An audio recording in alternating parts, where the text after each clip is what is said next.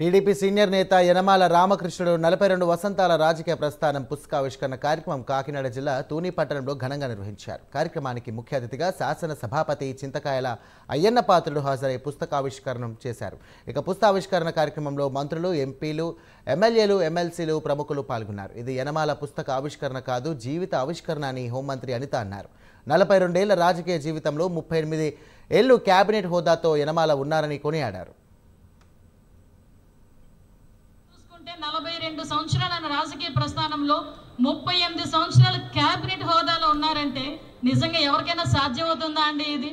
అది కేవలం యనమల రామకృష్ణ గారికి మాత్రమే సాధ్యపడే పరిస్థితి.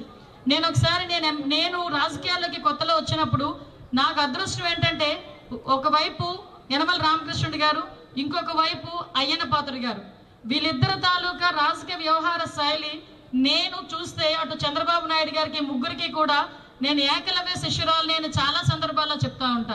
వాళ్ళ పనితనం చూసి, వాళ్ళ తాలూకా ప్రీవియస్ హిస్టరీ చూసి రాజకీయాలు నేర్చుకునే పరిస్థితి.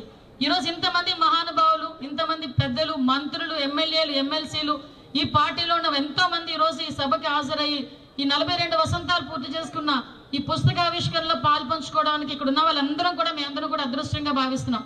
కానీ ఇప్పుడే చూసుకుంటే 42